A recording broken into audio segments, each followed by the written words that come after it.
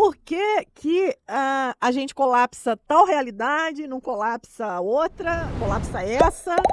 E por que que a gente não enxerga as infinitas possibilidades? Foi o que você falou. Uhum. Será que tem que ter um alien para enxergar as infinitas Ah, possibilidades? o colapso, acho que é só também importante a gente melhorar o entendimento dessa palavra. Porque colapsar parece que algo está entrando. Quando você fala entrar em colapso, você está explodindo. Mas na verdade, colapsar nesse caso seria de se.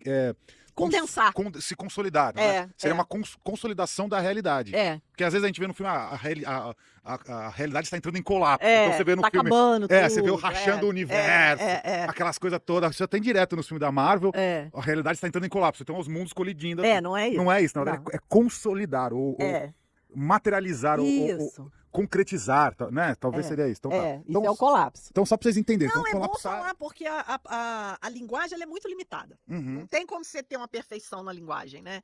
As palavras sempre têm vários sentidos. Então, é bem importante a gente explicar o contexto, né? Que sentido a gente está falando.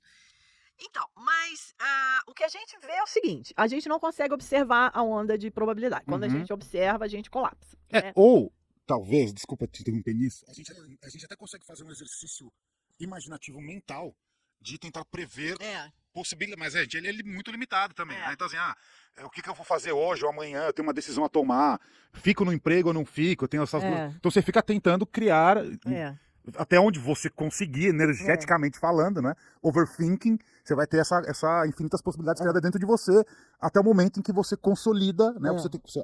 A sua escolha, ela se colapsa numa realidade. Mas mesmo quando a gente pensa sobre, como você está falando, é uma suposição, né? A gente não está livre nesse estado de possibilidades, né? Então, vamos voltar um pouquinho, né? Quando o observador ele olha a onda, ele colapsa. Daí, vamos pensar o seguinte: a nossa mente, né, nossa consciência, digamos assim, nós temos uma mente livre ou nós temos uma mente cheia de marcas mentais, cheia de crenças, né? Qual das duas nós temos? Nós temos essa mente já estreita, de certa forma, limitada. Né? E esse, inclusive, é um dos desafios da prática espiritual, justamente a gente expandir para essa consciência mais ampla, né? Que é o despertar, né? Despertar. Esse é o nome que funciona. Exatamente. Ou a expansão da consciência. Exatamente. O nome é bem... Isso aí, tá. Então, nós, enquanto mentes colapsadas, nós vamos colapsar a onda de possibilidade, entendeu? Então, quem que enxergaria essa onda de possibilidade? Um ser iluminado, um Buda, Jesus Cristo, um mestre de qualquer tradição que despertou, que atingiu a iluminação. Então, eu vou falar do Buda porque é a história que eu conheço, né? Mas dizia-se, sim, que o Buda, quando ele ia dar um ensinamento para um discípulo, ele enxergava todo o karma, as infinitas possibilidades do discípulo. Ele não via, entendeu? Porque ele tinha a mente livre. Né? E o mundo é um espelho. A gente vê o que a gente consegue na limitação da mente que a gente tem. Então o Buda enxergava no discípulo as infinitas possibilidades. Então eu enxergo em você infinitas possibilidades, mas você não enxerga as suas infinitas possibilidades assim como eu enxergo. Não.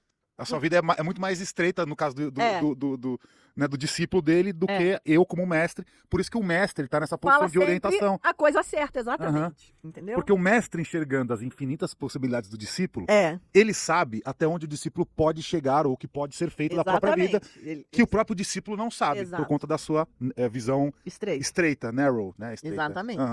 Porque na história do Buda, tem relatos que ele chegava uma pessoa e ele dava um ensinamento. Chegava outra, ele dava um ensinamento contraditório àquele. Aí a pessoa falou, Buda, mas Aí ele falava, não, o ensinamento ele é como um remédio. Se você está com dor no estômago, eu não vou te passar um remédio para o coração. Se eu vou passar remédio para o coração, quem dá problema de coração, dor no estômago para quem está com dor no estômago. Né? Porque ele enxergava essas infinitas possibilidades. Então, como que nós vamos enxergar essas infinitas possibilidades? Quando despertarmos. Então aqui não adianta fazer experimento, não adianta colocar, sabe? Mas os físicos não abrem o olho para isso.